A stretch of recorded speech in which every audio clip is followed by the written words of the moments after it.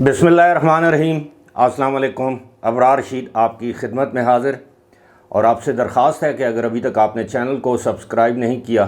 तो सब्सक्राइब कर लीजिए, जो बेल आइकन है उसको ज़रूर प्रेस कीजिएगा। आपका शुक्रिया। ईद की तातीलात, मसरूफ़ियात के बायस जिस तरह रेगुलरली मैं 2 या 3 वीडियोज़ बनाता हूँ, उस तसलसल के साथ शायद 1-2 दिन तक वीडियोज़ अपलोड ना हो, लेकिन फिर भी कोई इम्पॉर्टेंट इशू या मौजू हो तो उस पर ज़रूर वीडियो बनाई जाती है। पाकिस्तान के वज़ीर मजहबी अमूर सऊदी अरब में उनको क्यों हिरासत में लिया गया और बाद अज़ां कैसे उनकी जान खलासी हुई, और यकीनन ये हज के दिनों में पाकिस्तान में ये ख़बरें गर्म थी कि उनको बाकायदा गिरफ़्तार किया गया है। यानी पाकिस्तान के वज़ीर मजहबी अमूर, बहुत से लोगों को उनके नाम का भी नहीं मालूम, क्योंकि गुज़श्ता साल जब हज अदा किया गया तो पाकिस्तान में मुफ्ती अब्दुल शकूर थे वज़ीर मजहबी अमूर और हज, और उन्होंने बड़ी इज़्ज़त, बड़ा नाम कमाया, लेकिन वो अब इस दुनिया में मौजूद नहीं। अल्लाह ताला उनकी मग़फ़िरत करे। ये क्या मामला है, इस पर बात होगी, लेकिन उससे पहले 2 बड़ी अच्छी और मुस्बत ख़बरें। सबसे बड़ी और मुस्बत ख़बर तो ये है कि आज कराची स्टॉक एक्सचेंज में IMF से होने वाले मुआहदे के बाद बहुत ज़्यादा तेज़ी का रुझान देखा गया, और स्टॉक एक्सचेंज यानी पाकिस्तान स्टॉक एक्सचेंज उसे कहते हैं, लेकिन आज उसमें जो पॉइंट्स में इजाफ़ा हुआ 2232 के करीब जो हैं वो पॉइंट्स में इजाफ़ा हुआ, जो कि यकीनन पाकिस्तान में जो सरमायाकार हैं उनके एतमाद का मज़हर है। इसी के साथ साथ जो ओपन मार्केट में जो डॉलर की जो कीमत है, 5 रुपये डॉलर जो है वो गिर गया, और आने वाले दिनों में उम्मीद की जा सकती है कि डॉलर की जो कीमत या डॉलर की जो कदर है उसमें मज़ीद कमी वाक़ई होगी। दूसरी जो इम्पॉर्टेंट ख़बर है मेरे नज़दीक, वो इससे भी ज़्यादा इम्पॉर्टेंट है, वो ये है कि क्योंकि स्टॉक मार्केट तो एक दिन ऊपर चली जाती है, दूसरे दिन नीचे, लेकिन ये जो ख़बर जो अभी आपके साथ में शेयर करूँगा ये पाकिस्तान के लिए, पाकिस्तान की मईशत के लिए, और ख़ास तौर पर पाकिस्तान में जो हमारे स्किल्ड यानी हुनरमंद जो लोग हैं, अफराद हैं, उनके लिए बहुत अच्छी ख़बर है। बिलावल भुट्टो ज़रदारी जापान के 2 या 3 रोज़ा सरकारी दौरे पर वहाँ पर पहुँचे हैं। पहले तो उन्होंने वहाँ पर अपने हम मनसब वज़ीर ख़ारिजा से मुलाकात की, उसके बाद उन्होंने जापान के वज़ीर आज़म से मुलाकात की। इस दौरान जो तय पाया है, जो बिलावल भुट्टो ज़रदारी ने भी बताया है, और जो एक जॉइंट कम्युनिके, एक मुश्तरका एलामिया जो जारी होता है, और फ़ॉरेन ऑफिस की जानिब से जो कुछ कहा गया है कि 2 तरफ़ा बायलैटरल जो है वो आपस में ताउन करेंगे। इसमें बहुत से शोबाजात हैं। बहुत से लोगों को शायद पता ना हो कि जापान दुनिया के उन चंद ममालिक में से एक है जो पाकिस्तान को बहुत ज़्यादा बायलैटरल यानी इमदाद देता है। उसमें टेक्निकल इमदाद भी होती है, उसमें और भी माली इमदाद भी होती है। मुख्तलिफ़ मंसूबों पर वो काम करते हैं। जायका यानी जापान इंटरनेशनल कोऑपरेशन एजेंसी एक उनका इदारा है, जिसके तहत जापान की हुकूमत पाकिस्तान में बेशुमार तरक्याती काम जारी रखे हुए, बिल्कुल उसी तरह जिस तरह USAID या USAID जिसे हम कहते हैं, इसी तरह ब्रिटिश DFID है, इसी तरह जापान का ये इदारा एक तवील अरसे से काम कर रहा है। और ख़ास तौर पर ख़वातीन की टेक्निकल एजुकेशन के हवाले से सबसे ज़्यादा जो इम्पॉर्टेंट बात है, जो मैं समझता हूँ कि लोगों को बतानी चाहिए, वो ये है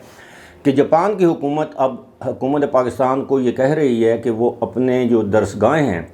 ख़ास तौर पर जो जहाँ पर हुनर पर मबनी तालीम दी जाती है, जिसको हम टेक्निकल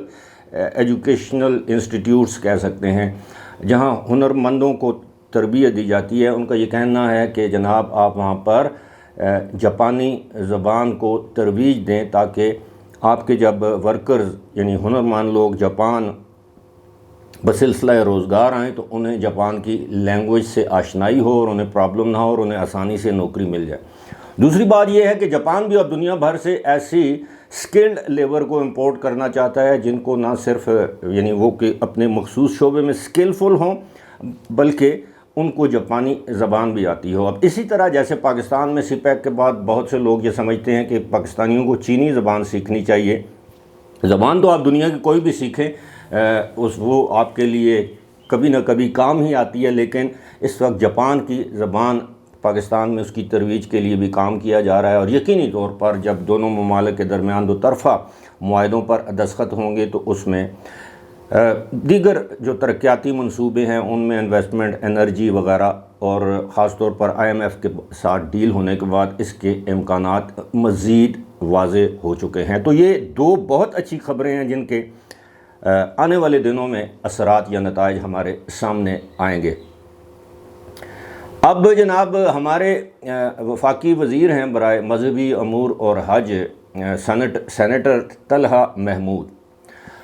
یہ حال ہی میں ان کو وزارت مذہبی امور دی گئی۔ اگر آپ کو یاد ہو تو ہمارے جو وزیر مذہبی امور تھے مفتی عبدالشکور، وہ ایک ٹریفک کے حادثے میں یہ رمضان کے مہینے میں وہ شہید ہو گئے تھے۔ انتہائی نیک انسان تھے، غریب پرور انسان تھے، سادہ لوگ، طبیعت کے مالک انسان تھے۔ بس یعنی دنیا میں آپ یہ سمجھ لیجئے کہ ایک نیک شخص کا اگر کوئی پرتو یا جو بھی آپ کہہ لیں کہ آپ کو مجسمہ نیکی، اور جسے کہتے ہیں کہ سادہ لوہی کا، وہ مفتی عبدالشکور تھے۔ اب ان کے دور میں لوگ بڑے خوش ہوئے جو حاجی، جو عزام جو وہاں پر جاتے تھے جو عمرہ کے لیے، لیکن اس مرتبہ ہمیں بتایا یہ گیا ہے کہ سینیٹر طلحہ محمود کو منا کے میدان میں 6 گھنٹے تک ان کو حراست میں رکھا گیا سعودی اتھارٹیز کی جانب سے، اور بعد ازاں اس سارے معاملے کی تصدیق سینیٹر طلحہ محمود جو کہ وفاقی وزیر مذہبی امور اور حج ہیں،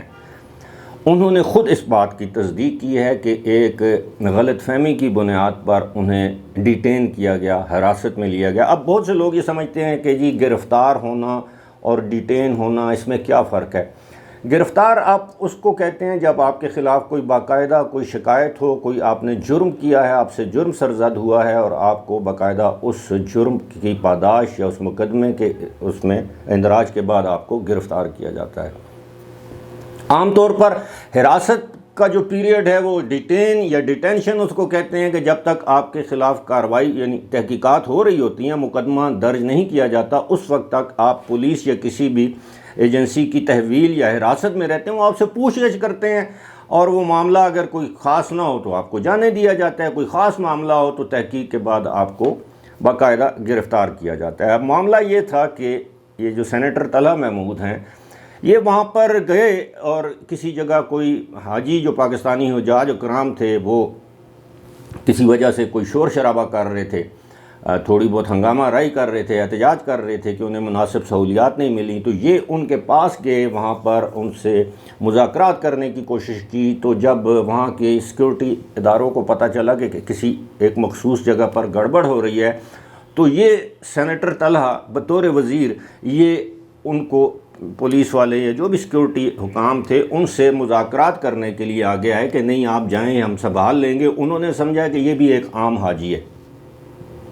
اب سینیٹر طلحہ یہ کہتے ہیں کہ وہ ایکسپیکٹ یہ کر رہے تھے، توقع یہ کر رہے تھے کہ میں اگر ملک کا مذہبی امور کا وزیر ہوں تو میں کسی اچھی جگہ رہائش پذیر ہوں گا، میرے ساتھ پروٹوکول ہوگا، گاڑی ہوگی، لیکن میں چونکہ عام حاجیوں کے ساتھ تھا، انہوں نے مجھے بھی عام انسان یا عام حاجی سمجھا اور مجھے حراست میں لے لیا، اپنے تحویل میں لے لیا۔ اس کے بعد انہوں نے میرے سے ساری باتیں پوچھیں۔ جب انہوں نے کنفرم کیا کہ میں واقعی حکومت پاکستان کا ایک وفاقی وزیر ہوں، تو نہ صرف انہوں نے مجھے جانے دیا بلکہ انہوں نے مجھ سے معذرت کی۔ ان کے اعلیٰ افسران میرے پاس آئے، انہوں نے معذرت کی۔ سینیٹر طلحہ کے بقول انہوں نے بڑی ان کی میزبانی کی، خدمت کی، یعنی انٹرٹین کیا، کھانے پینے کی چیزیں دی ہوں گی، یعنی ان سے کوئی برا سلوک نہیں کیا گیا۔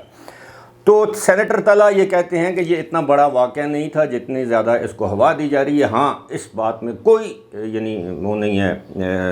جسے کہتے ہیں کہ دو رائے نہیں ہے کہ مجھے حراست میں رکھا گیا، لیکن مجھے کسی جرم کی پاداش میں گرفتار نہیں کیا گیا۔ ویسے میں آپ کو یہ بھی بتا دوں کہ یہ جو جتنے بھی ہمارے سرکاری جو حکام ہوتے ہیں، سفارتکار، خاص طور پر جن لوگوں کے پاس ڈپلومیٹک پاسپورٹس ہوتے ہیں، جس میں ہمارے وزراء ہوتے ہیں، ہماری ایمبیسی کے جو لوگ ہوتے ہیں، عام طور پر ان کو کسی دوسرے ملک میں گرفتار نہیں کیا جا سکتا اگر وہ اپنا سفارتی پاسپورٹ دکھا دیں کہ میں ڈپلومیٹ ہوں۔ اب پتہ نہیں سینیٹر طلعہ کے پاس وہ پاسپورٹ تھا کہ نہیں۔ اور دوسری بات یہ ہے کہ اس پر حکومت پاکستان کو ایون اگر انہیں 6 گھنٹے کے لیے بھی ڈیٹین کیا گیا ہے تو یہ سینیٹر طلعہ کی بدنامی نہیں، یہ حکومت پاکستان کی بدنامی ہے، کیونکہ وہ وہاں پر گئے تھے حکومت پاکستان کے نمائندے اور وزیر کی حیثیت سے۔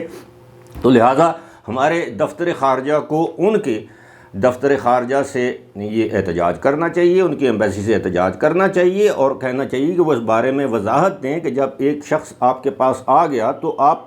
10 منٹ کے اندر اندر اس کا پتہ چلا سکتے تھے کہ یہ شخص وفاقی وزیر ہے پاکستان کا، آپ نے اس کو 6 گھنٹے اس کی مرضی کے بغیر حراست میں کیوں رکھا؟ لیکن بات وہی ہے کہ کیا ہم سعودی عرب سے احتجاج کرنے کی سکت یا طاقت رکھتے ہیں، اتنا حوصلہ رکھتے ہیں؟ لیکن بطور ریاست میں سمجھتا ہوں کہ ہمارے وزیر خارجہ کو، ہمارے دفتر خارجہ کو اس پر بیان دینا چاہیے، سعودی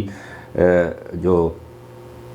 پاکستان میں سفارت خانہ ہے اس کی کسی اہلکار کو بلا کر احتجاج کرنا چاہیے، سعودی وزارت خارجہ، سعودی وزارت داخلہ سے احتجاج کرنا چاہیے کہ آپ نے ایسا کیوں کیا ہے۔ ذرا 2 منٹ کے لیے سوچئے، اسلام آباد میں ایک بہت بڑا واقعہ ہوا تھا جہاں پر ایک بہت بڑے سعودی سفارتکار نے ایک جنسی زیادتی کے کیس میں اس نے خاتون کو کئی دن اپنے یعنی یرغمال رکھا اور اسے جنسی زیادتی کا نشانہ بناتا رہا اور بعد میں اس کو لالچ دی کہ تمہیں میں اسلام آباد میں اتنے گھر لے کے دے دوں گا، اتنے کروڑ درہم تمہارے اکاؤنٹ میں ڈالوں گا وغیرہ وغیرہ، اور آج دن تک ہماری جرت نہیں ہو سکی کہ اس سفارتکار کو گرفتار کرنا تو دور کی بات، اس کو ملک بدر کر دیں، لیکن دوسری جانب ہمارے وزیر کے ساتھ اس طرح کا واقعہ ہو تو ہم کس طرح خاموشی چپ ساتھ سکتے ہیں؟ یہ ہماری بدقسمتی ہے۔ ایک واقعہ تھا جو ہوا، میں نے آپ کے ساتھ شیئر کر دیا۔ اب حکومت پاکستان جانے اور سعودیز جانے، ہمارا جو کام تھا ہم نے پورا کر دیا ہے۔ امید اور توقع رکھنی چاہیے آئندہ کسی پاکستانی وزیر کے ساتھ دنیا کے کسی بھی ملک میں اس طرح کا سلوک نہیں کیا جائے گا۔ فی الحال مجھے دیجیے اجازت، خدا حافظ۔